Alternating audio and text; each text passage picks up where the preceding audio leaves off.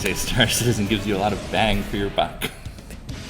Thank you to RSI forum user Monk for the extremely cool explosion montage. Welcome to Around the Verse, your weekly look at Star Citizen's development. I'm Sandy Gardner, the VP of Marketing. I'm Ben Lesnick. I work with the community to make sure you guys know what's going on.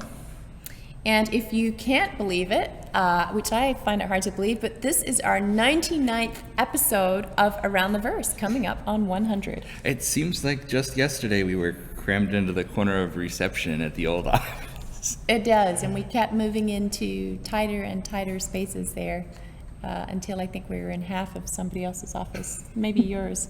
It was a very, very small space. So for episode 100, we actually have a special edition.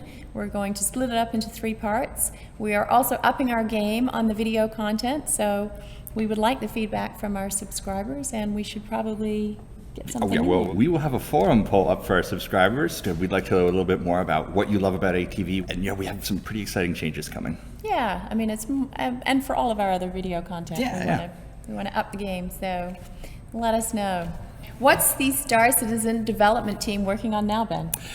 Well, a lot of work is going into Star Citizen 2.5. That's going to be our next big content patch. We haven't hit the cutoff where we know what's going in and what's going into 6 yet, so we can't give too many details, but it's coming along very well. There's going to be some pretty cool additional stuff to explore in Crusader. We're also working on a Star Citizen 2.4.1 patch, which is intended to address some of the issues with 2.4's networking and some of the slowdowns and so on you've seen, and we will have that out as soon as we have something to show you. Yes, and before I go into my next line, I would like to thank Nubifier very much for his very kind message to me about engaging with the community and replying to the hundreds of emails that come into my inbox. And thank you very much for my t-shirt, Danger Spacesuit Required. So thank you very much for that. I don't know if you can see. Can you see? Oh, here's Yay. There's one. Yep. The guys in Austin actually have a board. The QA team has a board where they mark off whenever one of them forgets to put their spacesuit on and dies during testing. There we go. So thank you very much for that, Nubifier. Nubifier 1337, should I say. And the big news on the ship side is that the Drake Dragonfly concept sale has kicked off. The Drake Dragonfly, our space motorcycle, is now available in 2 colors, and I have got a yellow one. Oh, the yellow is outselling the black about 2-1, so it looks like people like a little splash of color. There you go. Yellow is the new black. For this sale, we put together a brochure patterned off real motorcycle brochures, which is pretty cool. We're pretty proud. We are pretty proud of the end result. Check it out.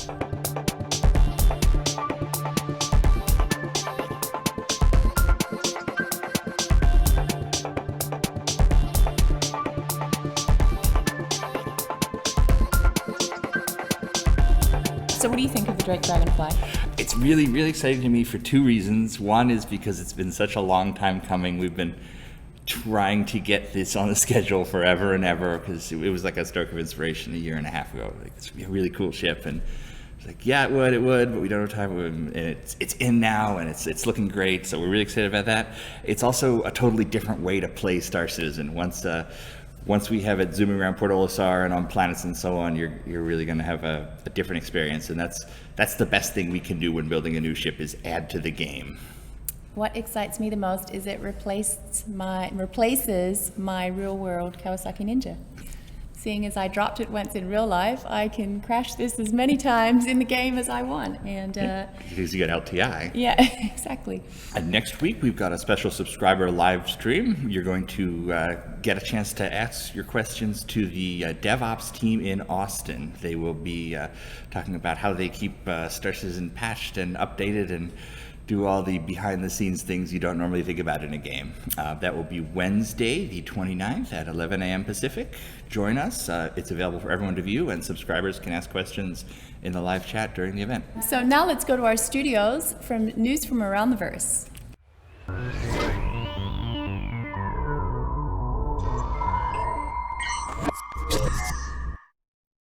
Hey everybody, I'm Eric Kyron Davis from the Los Angeles studio, and I'm joined by Omar Ueda. And we've got updates for the LA office for you. Omar asked you to come on because I wanted to talk a little bit about characters. What are the updates this week? What are we working on? Sure, we've been working on a lot of stuff actually. We've done some new updates on the Marines. We've done some updates on the BDUs. Shane's been working on some new PU clothes. We've also done a lot of advancements to save memory and performance, so that the game's going to run a lot smoother.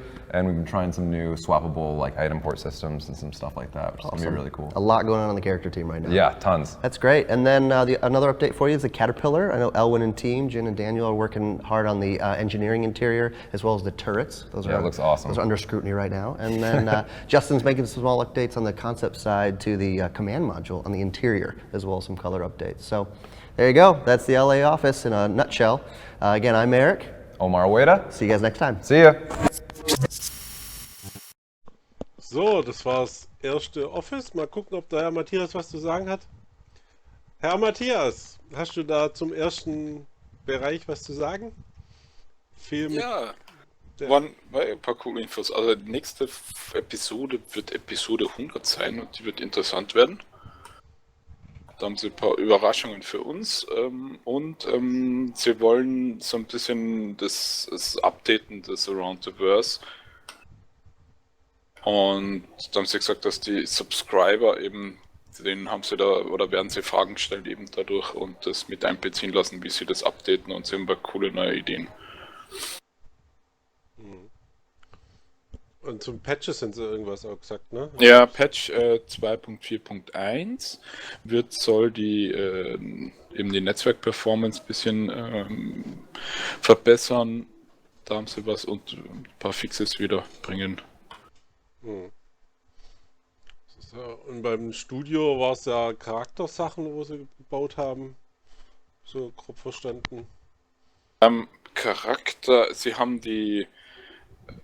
auch Item Port System vom Charakter, da kommt was dazu. Also ich nehme mal an, dass die schwereren Rüstungen, jetzt der Light, der Medium, der Heavy, dass die vielleicht irgendwelche Sachen mitnehmen können schon. Vielleicht kommt irgendwas Neues dazu. Ja, oder schon, dass die variabel werden. Also bis jetzt kannst du ja nur entweder den schweren, Ja, dass du mittleren, durchmischen kannst, das wäre dass auch du es cool. durchmischen kannst. Ich denke mal, vielleicht sowas. Das ist aber jetzt nur eine Vermutung natürlich. Ja, also irgendwas mit Item Port System an den Charakteren haben sie gemacht. Ja, was sonst noch irgendwas? Hast du noch irgendwas? Sonst, was haben sie noch gesagt? Die Caterpillar, an der arbeiten sie gerade, bringen sie, Turrets, ne? glaube ich, an den Turrets, ja. Das habe ich mitgekriegt noch und ich glaube, das war's, oder habe ich irgendwas vergessen? Ne, ansonsten können wir ja mal weitermachen. Dann mache ich mal weiter. Ja. Hey guys, Jake Ross here, producer of the Austin Studio, and I'm here with you this week to talk a little bit about what's gone on here in Austin. So, I want to talk about Grim Hex, the space station that we're looking to release here in the next few months. We are working hard to get the shops set up in that station. So I mentioned this a little bit previously, but we finally got the inventories all set up in those shops. We won't have a whole lot of new stuff. But we will be switching things around a little bit so that it provides incentive to travel a little bit more. So in the weapon shop that we will have on Grimhex, we'll be having all of the energy weapons situated there and all the ballistic weapons situated on Port Olisar, so that you'll have incentive to travel back and forth and see the new content we've got to sell in the verse. We'll also have some new piratey clothing. Part of the Frontier manufacturer and clothing styles. So we'll have this new bandana, new boots, some jackets, shirts, so some new clothing content to kind of to spice things up a little bit and make things a little bit grittier and grimier. So that'll be pretty cool to see, some more variety. And then lastly, we're finally getting Imra Switzer here in Austin on the lighting pass to make those shops as beautiful as they possibly can be. Once that's in, we'll actually be able to do some proper profiling to make sure that it runs okay in the game, and then it'll be ready for release. So Grimhex Station's coming along nicely. We're seeing it progress on it week by week, and everyone's really excited to see it come online here pretty soon. So thanks guys, that's all I got for you this week. So, war da irgendwas groß dabei? Ja, viel. Viel. Okay. Mein Englisch ist ja nicht so gut. Matthias hört mehr raus. Ja. Ja, fang an. Sag. Ich schaue es noch an. Achso, du bist schon jetzt soweit. Okay. Moment. Ich habe jetzt leider aus Austin jetzt nicht so mitgenommen. Mal gucken, ob Matthias gleich was zu sagt.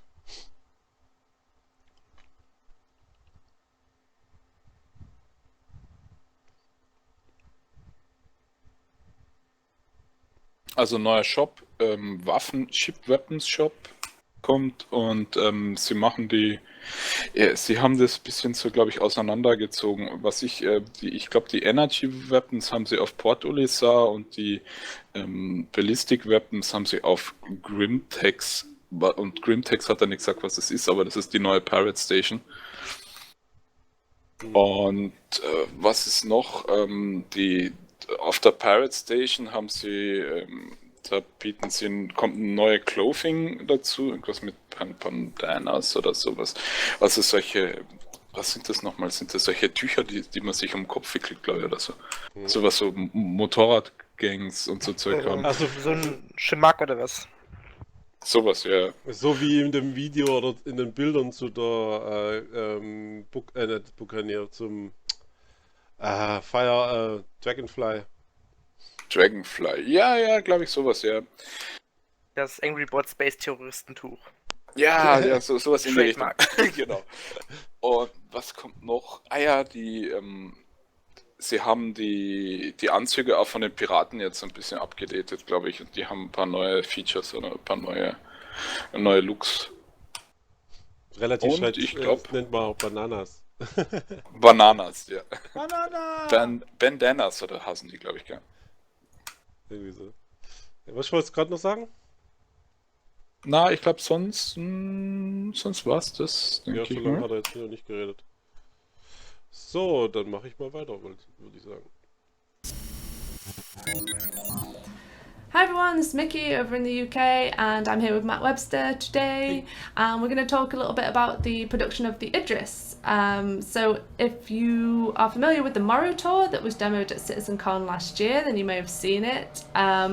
They've been working from that basically and polishing it, making a few changes to stuff like the shape of the corridors and that kind of thing, and looking at putting in the damage system, which is pretty cool. Yeah, just trying to figure out how we can get the ship to be blown apart so it looks really cool, the size chunks that you can blow in the ship and how that kind of looks to the player, and also how it looks to people on the inside as well.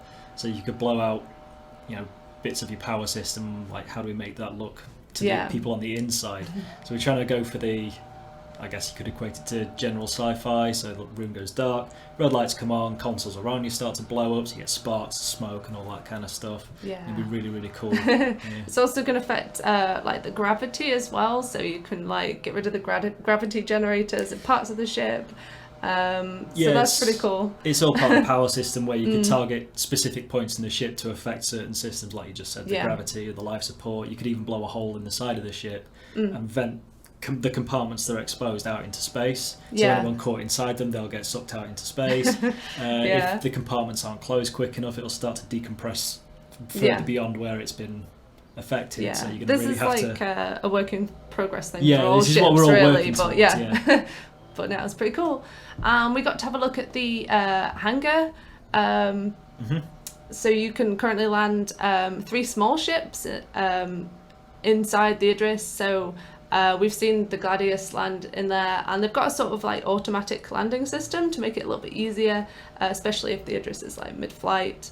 And they're working on getting the medium ships to fit in there as well, but at the moment you have to be ship. just one, not 3.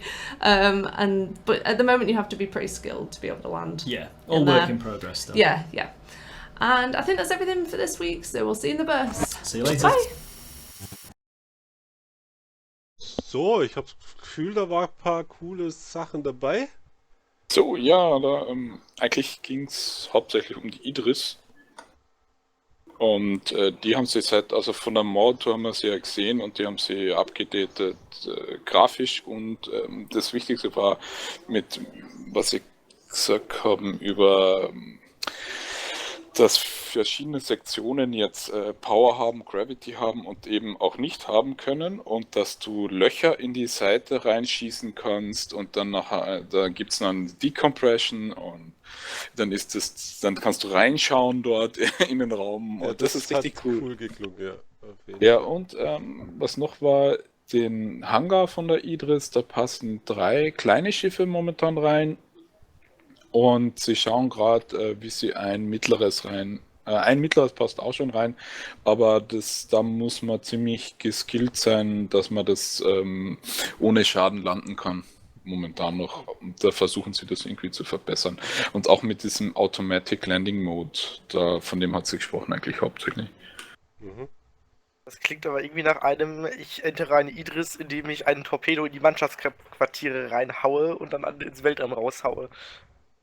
Ja, so zum Beispiel. Also Also du musst die Schilde zuerst mal down bringen.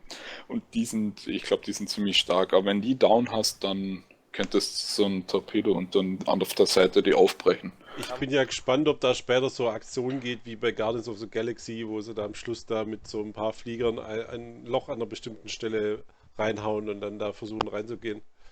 Ich denke sicher. Das ist, glaube ich, der Plan.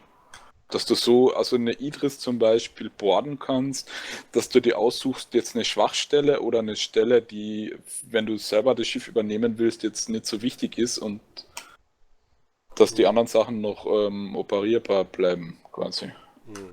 Oder ablenkst und dann mit so speziellen Boarding-Schiffe reingehst und durchbohrst.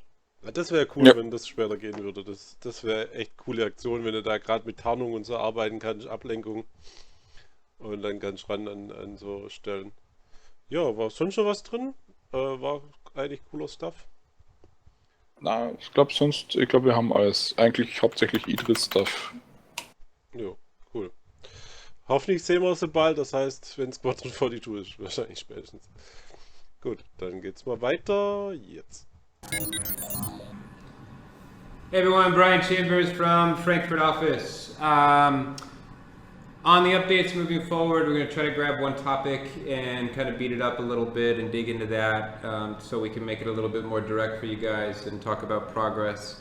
On this week, just recently, Chris for 10 for the chairman had talked about part of Nick's going into Staten for a future release. Specifically on that, what he meant was Levski. So I thought I'd bring in our lead level designer, Andreas Johansson. He can kind of talk about what's there, what they're doing, and kind of what the future plans are. So this was basically just handed over to you and your team a few weeks ago, yeah? Yep, that's right. So we're making kind of final updates to it, adding in the hangars so you can land your ships. We're adding in bedrooms so you can sleep or spawn there and call your ship. So it's kind of touching it up to making it.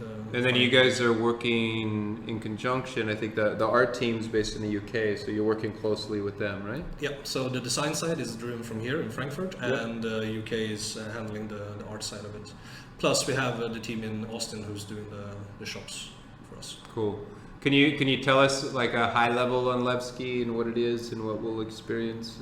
So I mean, Levski is, I would call it kind of, it's a bit more of this seedier aspects. You know, it's kind of the outskirt world. You know, where the people who don't really agree with the current government politics and stuff, that's where they end up, and they kind of have their life there. It's gone through many iterations of different people controlling it and different factions controlling it. So it's a kind of a dynamic place where maybe the UE doesn't have perfect control. Yeah, exactly. And it may go through some other iterations, I guess, slightly, because if we're going to put it in Stanton right now versus it going to Nix ultimately in its own system, right, it'll have a slightly different feel. It will. I mean, we are putting it into Stanton temporarily, but once we put it into Nix, it will go probably on its original location, which is a big asteroid. Yeah. But right now we're adding it as a landing zone on a planet, but it's a smaller planet, but still. Yeah. And then I think in that process too, you guys learn a lot with the planets being procedural, coming up with those landing zones, figuring out how to work with those in the best tech and approach. Hopefully it's a learning process then for the other ones you're going to populate, yeah? Yeah, I mean, with procedural planets we have a lot of space to fill. So. Yeah, absolutely. They're huge. So I mean, we always think that we're going to have like hotspots around the planet, and then we have to see what we do with the rest of the space. But yeah, it's an interesting way of working, basically. So That's cool. Cool. So what I'm hoping then in the next weeks to come, don't know the exact time, once we have more progress on that, can actually get a video of some early progress. I can bring Andreas back in and we can talk over it and show kind of what's been done. So thanks for your time. Appreciate it. And thank you guys.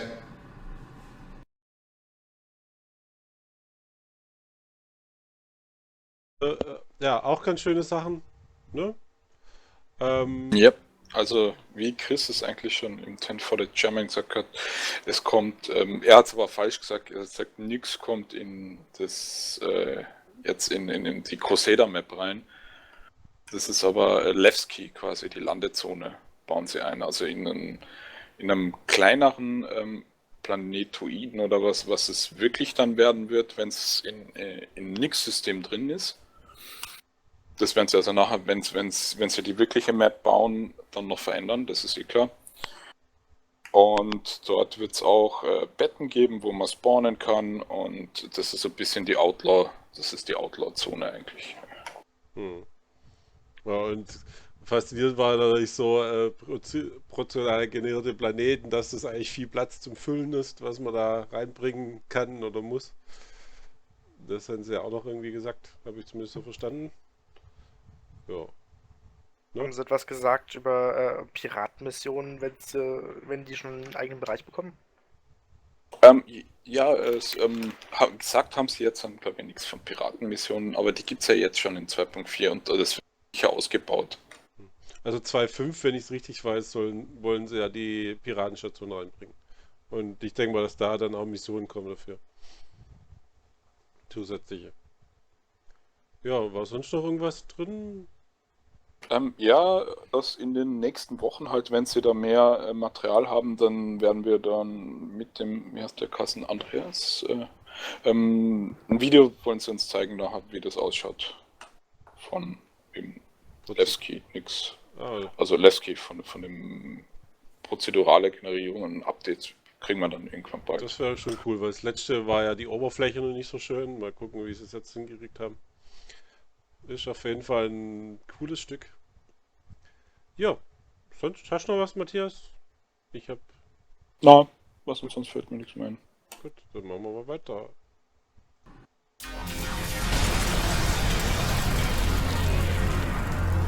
Hey citizens, welcome to another segment of ATV Behind the Scenes. My name is Forrest Steffen, CG Supervisor, and with me is... Shane Hessler, Associate Character Artist. And we've talked a lot about taking a character concept and getting it into the game. But for this segment, we're going to actually show you. And so Shane has actually taken a shirt for the PU and gone through the whole process. So we're going to walk you through it. For clothing in my process, something that I like to start out my base with is a program called Marvelous Designer. So what we can get from this is kind of a start to the high poly asset for the game, where we can then project all the detail onto the low poly. So in this video, you can kind of see me pulling down on certain areas to get different variations of folds and volumes in the material. And something we have to consider with shirts and clothing itself is how it looks in a neutral pose for the character. So something that looks very natural and almost in a neutral state that will work with animation and clothing that may be worn on top of it. So once you're done in Marvelous, you export it out, you open it up in ZBrush.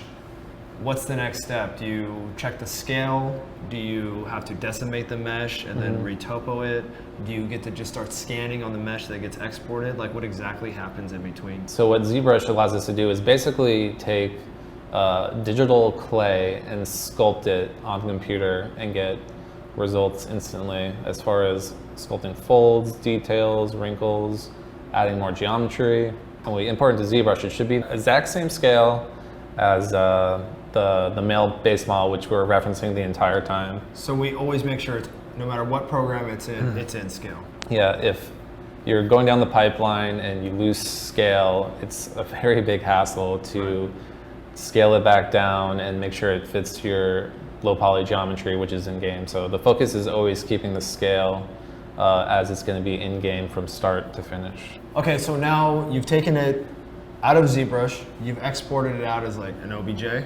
Correct. I'm guessing. Yeah, OBJ. Once it's in Maya, you probably have a decimated mesh because I'd imagine 9 million polys is going to make Maya explode. Yeah. And so the decimation process is cutting the poly count 50%, like. So I think we started at 9 million at the end of the high poly process, and then once it was reduced using a tool in ZBrush called decimation, we got it down to I think around 200,000 polygons. Okay. So my process is bringing the high poly that I reduced down to, like I said, around 200,000 polygons. And with that mesh, I can reference the high poly inside of Maya to then trace on top of using a tool in Maya called Quad Draw, which allows us to plot points in space on the high poly from ZBrush and minimize the poly count, which is represented in kind of a grid format using edges, faces, and vertexes.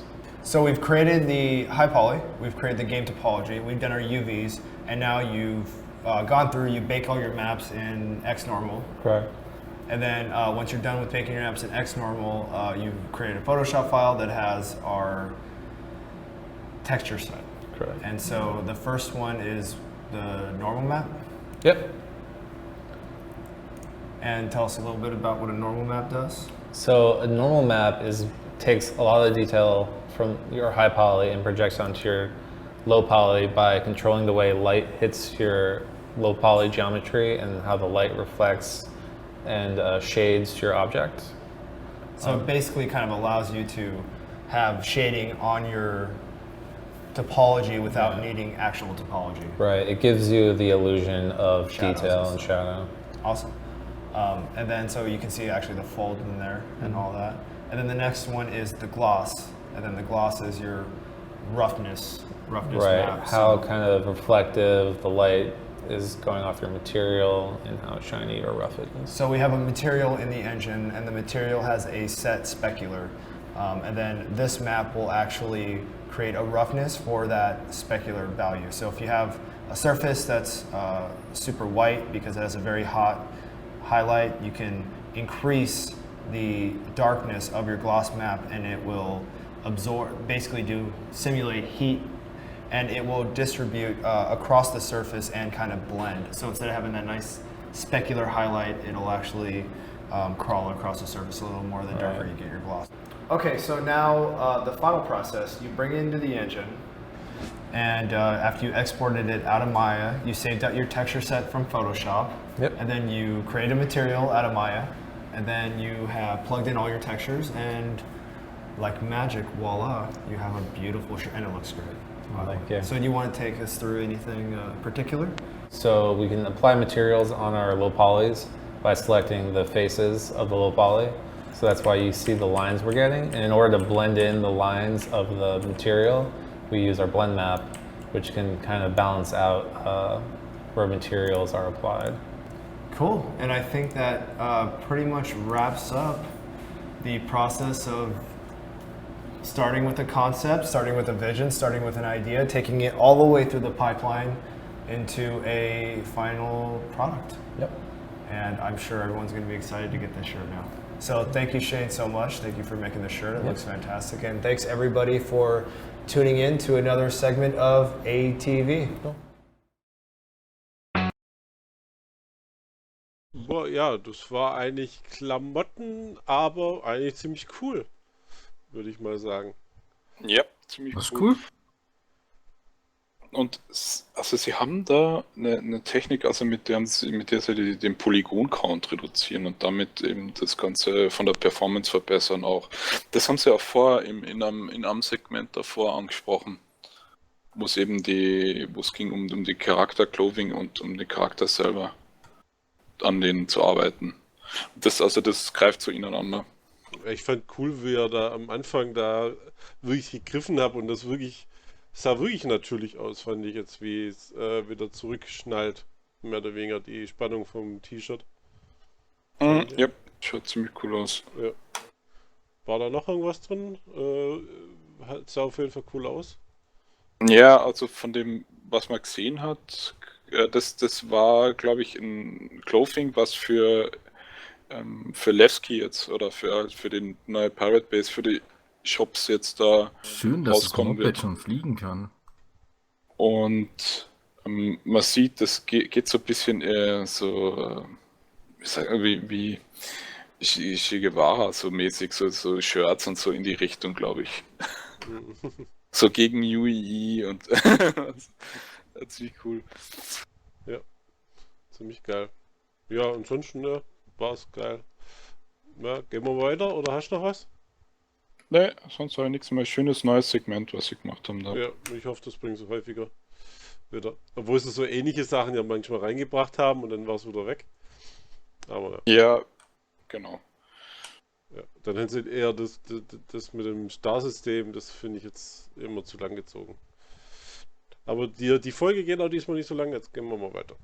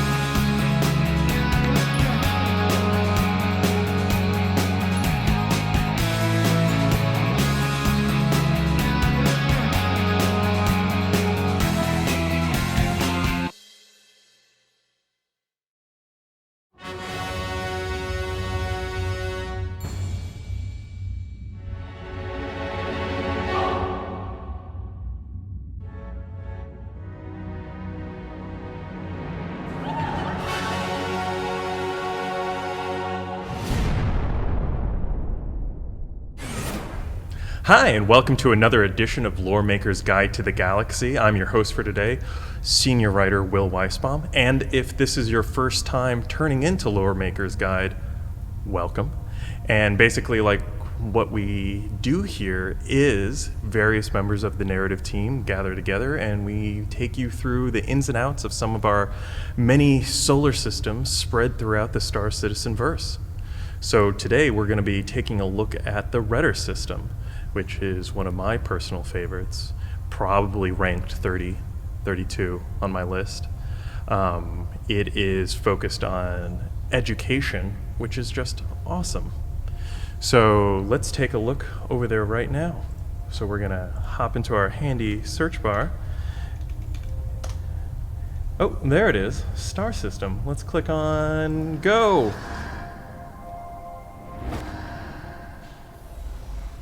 Ooh, very pretty.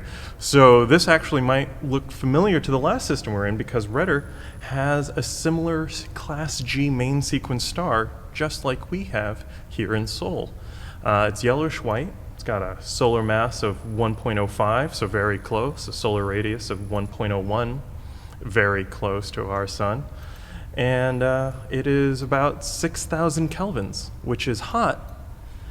Just in general, I don't know how that ranks against other suns, but in terms of things you don't want to touch, it's pretty high up there. So let's get into a little bit of the backstory of this system. It is both one of the oldest and youngest systems in the UEE, and the reason why we like saying that is because its population is one of the youngest in the entire empire because of how many universities are located within it. It has a very young demographic, which leads to all sorts of fun outcomes that we'll talk about a little bit later. The reason why it's one of the oldest is because it was discovered way back in 2287. So for those of you who may not know, our current year in the universe is 2946. So 2287 was quite a while ago. Redder was discovered by two ambitious PhD students who were attending the Martian Institute of Space and Technology, and they were out there doing some trial runs when they noticed some weird information coming in on one of their scan drones, and they decided to take a look, and lo and behold, they discovered a brand new system. So they rushed back to school to let one of their professors and the head of the school know what they found. The person they told was Adrian Zemlach. And now Adrian had very strong political views. She was a former politician herself, and she was really kind of dismayed by the way that Croshaw had turned out recently. It had just been developed, and the terraforming was just completed. And she saw this brand new space being divvied up by all these various corporations and political entities, and she felt that the people were getting lost in the equation. So she had the idea that this newfound system, that they could do some good with it. So they sort of pretty much held the information, the coordinates of this jump point, ransom until the powers that be agreed to set aside a large portion of the system for the public use, namely educational resources. And that's what ended up happening, and it's been really one of the bastions of the empire in terms of knowledge and learning and higher understanding. The name of the system, Redder, comes from the word for master and teacher, and it was Zemlach's own nickname. You might be familiar with the same base word being used in the word rhetoric. So there you go. It's always useful to remember that words have the power to shape worlds. It's beautiful. So now that we've talked about the star and the system overall, how about we take a zoom in here to take a look at Redder 1?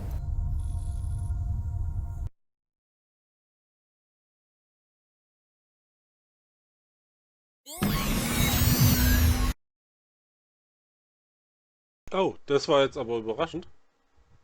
Das war jetzt aber überraschend, dass es so plötzlich aus war. Ja, aber finde ich ganz gut. Sie Ja. haben vorher immer, das war einfach fürs Roundaverse zu lang.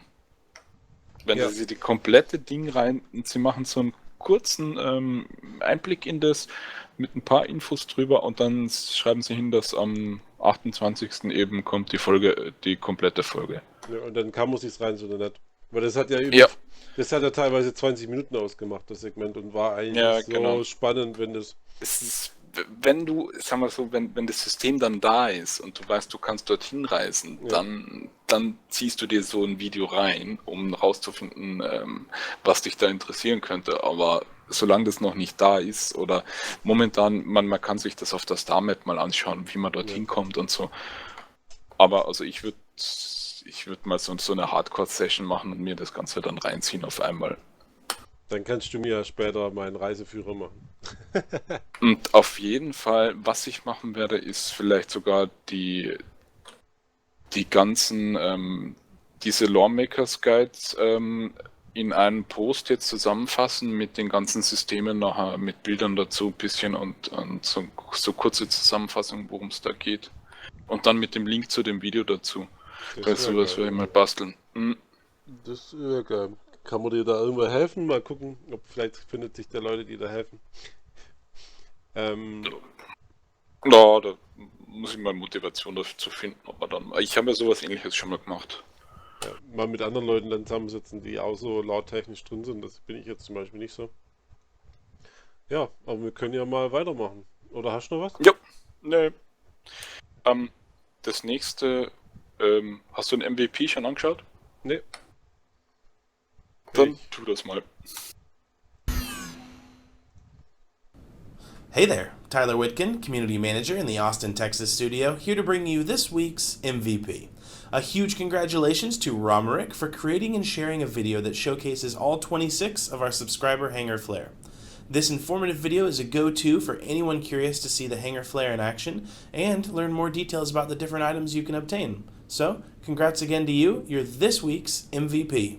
Back to you guys. Thank you to Forrest, Shane, and William for those segments and letting us know what you're doing.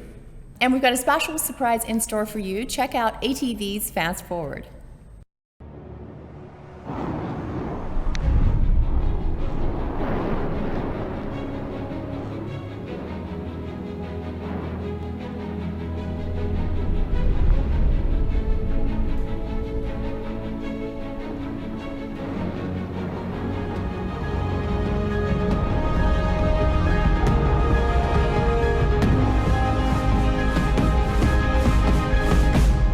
We told you it was real. Be sure to tune in to Reverse the Verse tomorrow at 11 a.m. Pacific on Twitch. We'll be answering your questions about Drake Dragonfly and everything else going on with Star Citizen.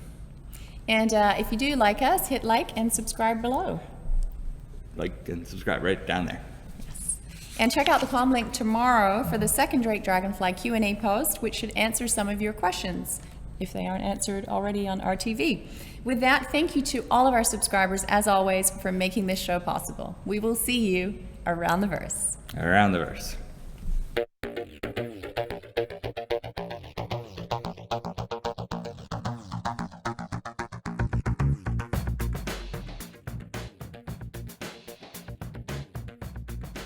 Ja, das war doch noch ein interessanter Schluss, würde ich sagen. Der Schluss. Ja. Also ich fand es eine coole Episode. Ich habe schon einige Verbesserungen gesehen. Also und die Infos kommen besser rüber. Kommt mir vor. Warte mal, da kommt gerade noch was. Star Citizen on Facebook. You can find us here. Ja, so, das ist nur Werbung. And even Instagram here. Und ja, den Dragonfly in Whitebox muss ich schon umflogen sehen. Fliegen sehen. Cool. Ja. Weil ich glaube, das Ding wird schnell fertig. Ja, das ist ja nicht. Da jetzt höchstens Probleme später, die Mechaniken reinzukriegen, dass es nur da landen auf Planeten dann nur schweben kann und so. Das wird wahrscheinlich eher das Problem werden. Ja. Das ist dann halt so. Aber cool. Vielleicht auch nicht. Nicht? Meinst du? Ich glaube nicht, dass das so problematisch wird. Weil du kannst nicht Planeten landen, das kannst du ja gar nicht mit der Dragonfly. Du kannst ja nur auf einem Planeten jetzt rumfliegen. Du kannst es in diesen Kompaktmodus zusammenpacken, dass du das einpacken kannst, als quasi Cargo dann mitnehmen. Und du kannst im Space rumfliegen. Aber du kannst nicht landen, zum Beispiel. Also von Space zu Terrain, das geht nicht. Ja. Ja. Und der MVP war mit den ganzen Subscriber-Flares. Ja, ich glaube, den habe ich mal geteilt im SCNR-Discord oder wo. Ja, dann gehen wir noch kurz ein bisschen ins Verse. War auf jeden Fall mal kurz gehalten. Das andere war immer teilweise viel zu lang inzwischen geworden. Wenn es echt 50 Minuten geht, die Folge, finde ich es lang. So eine halbe Stunde, das ist echt eine gute Zeit und die Sachen, die man eigentlich auslagern kann, auch auslagern. Weil ich glaube, die meisten interessiert eher so Fortschritte in der Entwicklung oder so neue Sachen. Gut, T-Shirts oder Hemden interessiert mich jetzt so eigentlich nicht so, aber die Technik dahinter war jetzt schon ganz nice. Ja. So, jetzt haben sie gesagt, irgendwie die Crash-Jungs spielen irgendwo. Bist du noch auf dem Server? Ja, ich bin dann noch da.